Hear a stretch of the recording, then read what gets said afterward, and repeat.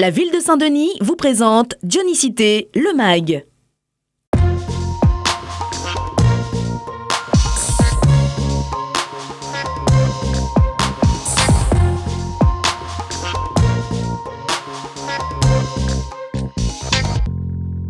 Comme vous l'avez certainement remarqué, Saint-Denis a été plongé dans l'obscurité pendant 25 jours. La ville de Saint-Denis a participé aux Nuits sans lumière pour la 7e année consécutive. Chaque année, au mois d'avril, c'est la période d'envol des petits pétrels vers la mer. Mais à cause de la pollution lumineuse, des centaines d'entre eux s'échouent. La ville s'est engagée à protéger cette espèce endémique de la Réunion. La ville met de gros moyens sur ces nuits sans lumière afin qu'elles se passent bien. Et donc, je peux dire que le monde entier peut être satisfait de notre travail parce que le pétrel et les autres oiseaux endémiques qui sont menacés ici, c'est le travail de tous de pouvoir les préserver. Chaque année, la CEOR récupère les oiseaux retrouvés au sol dû à la pollution lumineuse. Une nouvelle fois, de nombreux jeunes dionysiens ont eu l'opportunité d'assister au lâcher de nombreux jeunes pétrels. Sur le front de mer de Saint-Denis, les élèves ont été émerveillés par ce spectacle. J'ai trouvé que c'était bien puisqu'on apprend des choses sur les pétrels des barreaux. C'est la première fois que j'ai vu, j'ai vraiment aimé cette journée. C'était très bien parce qu'on s'est bien amusé à regarder les pétrels s'envoler et j'ai trouvé très extraordinaire.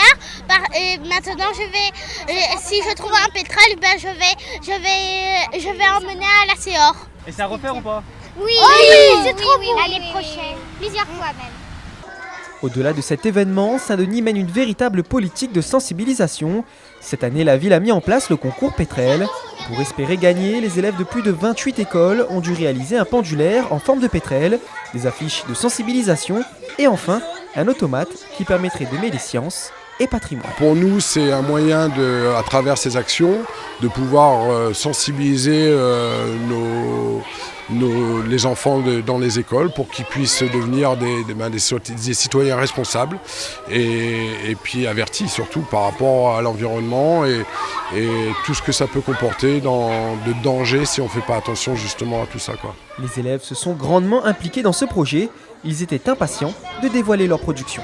Je suis en train de faire un tableau qui représente un pétrel en train de survoler la mer. Et pour moi, c'est important de protéger les pétrels parce que c'est une espèce en voie d'extinction. Tu penses que tu vas gagner le concours? Je suis pas sûre, mais à mon avis oui. Parce qu'on a fait beaucoup d'oiseaux et avec les oiseaux mécaniques, je pense qu'on a une chance. C'est donc avec confiance et rempli de bonne volonté que les élèves se sont rendus au gymnase de Champfleury. Les 28 écoles dionysiennes ont présenté leur production dans la joie et dans la bonne humeur. Puis les juges ont noté chaque création offerte par les enfants. Même les automates ont été testés. Les juges ont eu du mal à déterminer le vainqueur, tant les enfants ont été à la hauteur du projet. Parmi les 28 écoles, laquelle a remporté le concours? Suspense. Au revoir. Numéro 1, c'est Raymond Mondo! Réunis autour de cette cause environnementale, animateurs périscolaires et enfants ont vécu de très beaux moments d'émotion. Je suis très fière et très contente que nous avons gagné avec les enfants. Ils sont bien investis, ils ont bien appris, ils ont fait tout au top. Oui, je suis contente parce qu'au début, je croyais qu'on n'allait pas gagner, mais après, à la fin, quand ils ont donné les résultats, on a gagné. Et je suis trop contente. Vol! Reste pas là! Vas-y là-bas! Là-bas!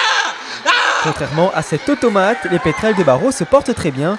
La population de pétrels est actuellement stable avec près de 30 000 couples. Rendez-vous donc l'année prochaine et avec le même objectif. C'est quoi l'objectif?